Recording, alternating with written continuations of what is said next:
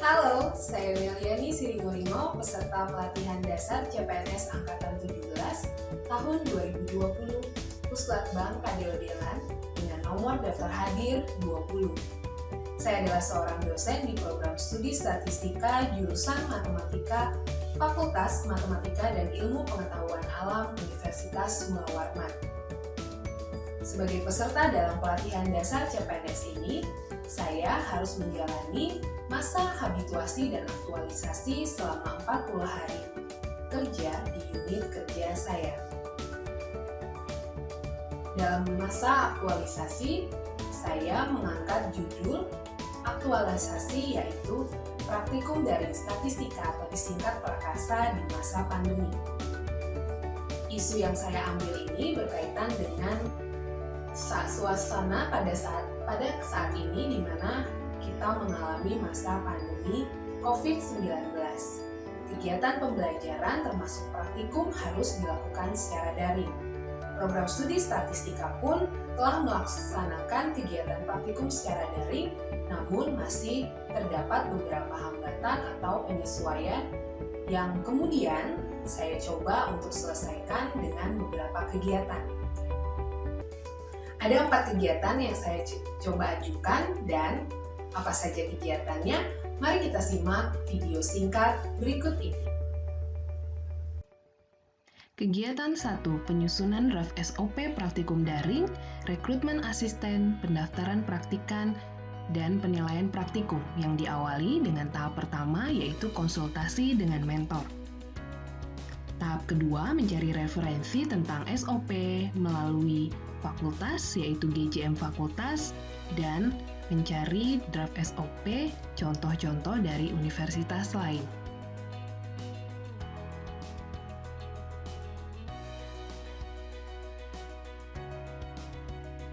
Tahap ketiga, menyusun draft SOP.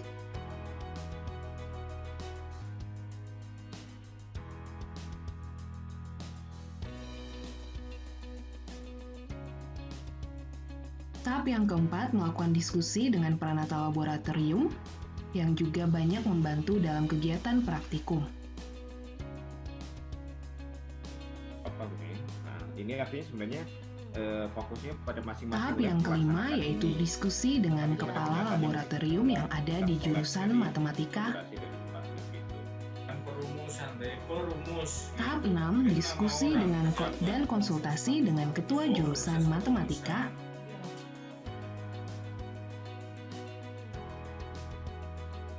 Tahap 7, setelah melakukan konsultasi dan diskusi dengan ketua jurusan, maka melanjutkan konsultasi dengan ketua unit jaminan mutu program studi statistika.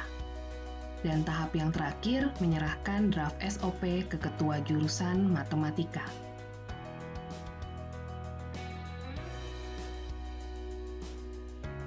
Dan berikut hasil luarannya, yaitu berupa draft SOP tentang pelaksanaan praktikum, rekrutmen asisten, pendaftaran praktikan, dan penilaian praktikum.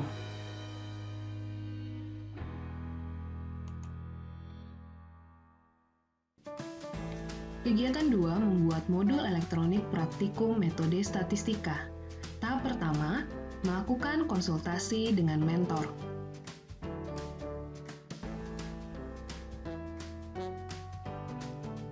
Tahap 2, melakukan diskusi dengan dosen pengampu, yang mana dosen pengampu sama dengan mentor saya. Tahap 3, mengumpulkan referensi yang sesuai dengan topik-topik yang telah disepakati atau disetujui oleh dosen pengampu metode statistika.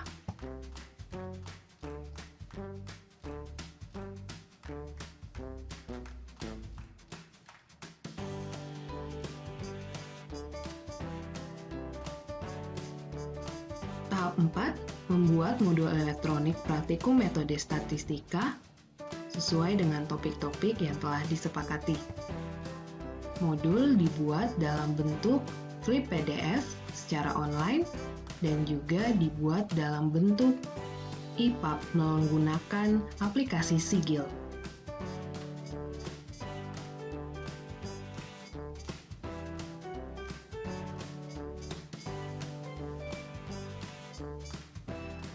Tahap 5, kembali melakukan diskusi dan konsultasi dengan dosen pengampu. Tahap ke-6, membagikan modul elektronik praktikum metode statistika yang telah dibuat melalui Google Classroom yang merupakan LMS yang digunakan dalam praktikum metode statistika secara daring.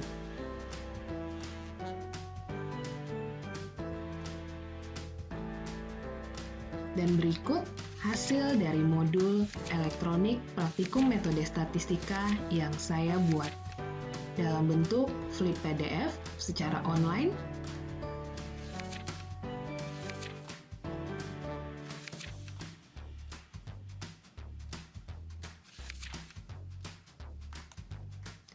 Dan yang kedua dalam bentuk EPUB yang dapat diakses secara offline dengan mengunduh dan memasang aplikasi EPUB Reader di handphone ataupun di PC masing-masing mahasiswa. Kegiatan 3, membuat video tutorial praktikum metode statistika. Tahap pertama, kembali melakukan konsultasi dengan mentor. Tahap yang kedua, melakukan pengambilan gambar video tutorial di mana di sini saya melakukan perekaman layar komputer. Ini dalam pengolahan data analisis variasi dalam analisis variasi satu arah, kita terlebih dahulu dalam pengolahan data apapun kita perlu menyiapkan dalam dulu tadi. Ada sama dengan true. Kita membaca bahwa aplikasi yang digunakan dalam pembuatan video tutorial ini adalah aplikasi statistika R dan SPSS. Setelah melakukan pengambilan gambar, maka tahap ketiga melakukan penyuntingan video, di mana menggabungkan dan melakukan penyuntingan video agar menjadi lebih menarik. Setelah video tutorial berhasil dibuat, maka tahap yang keempat melakukan konsultasi dengan dosen pengampu mata kuliah metode statistika. Tahap yang kelima, mengunggah video tutorial ke YouTube.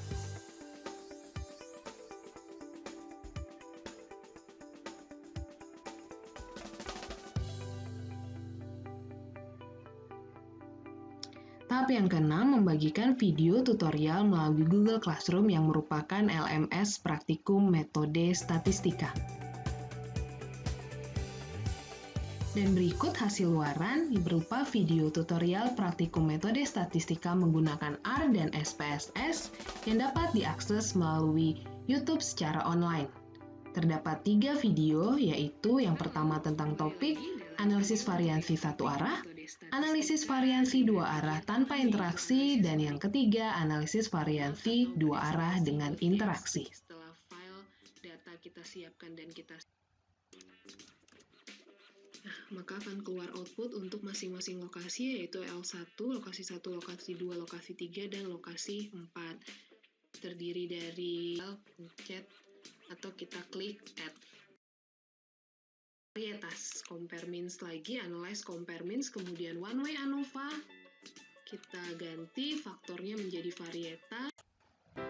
Kegiatan 4 memberikan tugas video praktikum metode statistika kepada mahasiswa sebagai bentuk evaluasi dari video, tutorial, dan modul yang telah dibuat. Tahap pertama, melakukan konsultasi dengan mentor. Tahap yang kedua, mencari soal tugas video di buku atau referensi lain.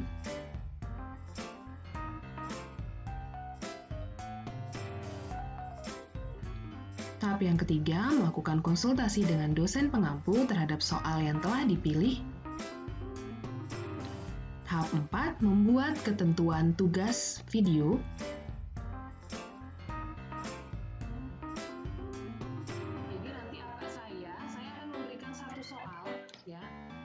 Tahap yang kelima, menyerahkan soal tugas video kepada mahasiswa.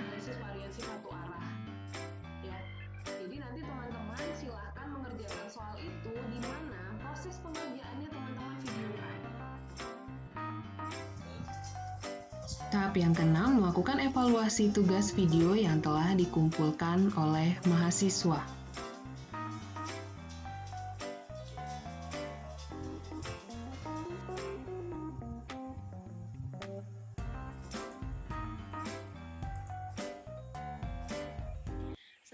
Assalamualaikum warahmatullahi Dan berikut hasil luaran dari kegiatan 4, yaitu video-video tugas praktikum metode statistika oleh mahasiswa. Langsung aja lalu untuk kita uji satu arah one way ANAFA 1 sama Dan juga daftar nilai tugas video mahasiswa.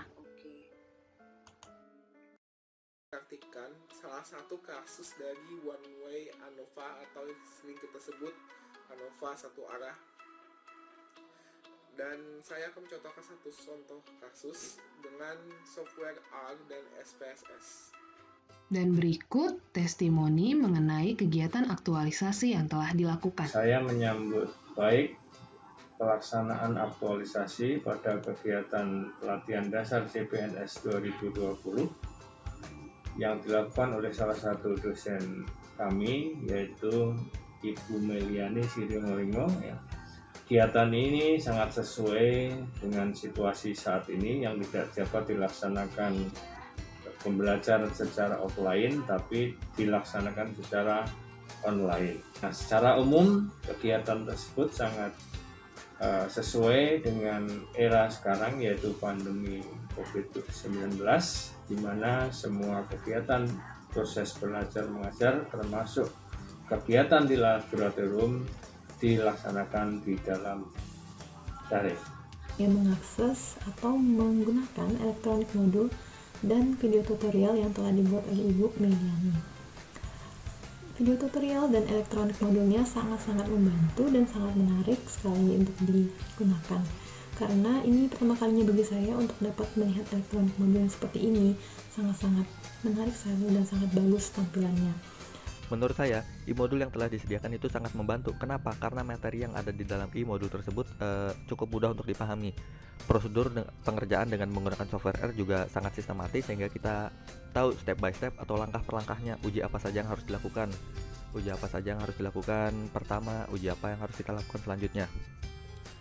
Selain itu, dalam pengetikan sintaks, saat kita melakukan pengetikan sintaks dan terjadi error dalam sintaks kita dapat membandingkan dengan sintaks yang ada di e-modul tersebut. Menurut saya pribadi, media pembelajaran seperti e-modul dan video tutorial yang telah diberikan ini sangat berpengaruh sekali bagi kami, baik bagi asisten maupun bagi praktikan, di mana saya melihat dengan jelas juga perbedaan praktikan dari sebelum dan sesudah diberikannya e-modul dan video tutorial ini dalam memahami materi. Jadi praktikan ini lebih mudah memahami materi, serta praktikan juga lebih enjoy dalam mengikuti praktikum. Dan untuk video sendiri menurut saya sangat membantu dalam proses pembelajarannya kami, karena menurut saya di video-video yang telah diberikan Ibu menjelaskan tentang sintaks-sintaks yang kita jalankan itu apa gunanya.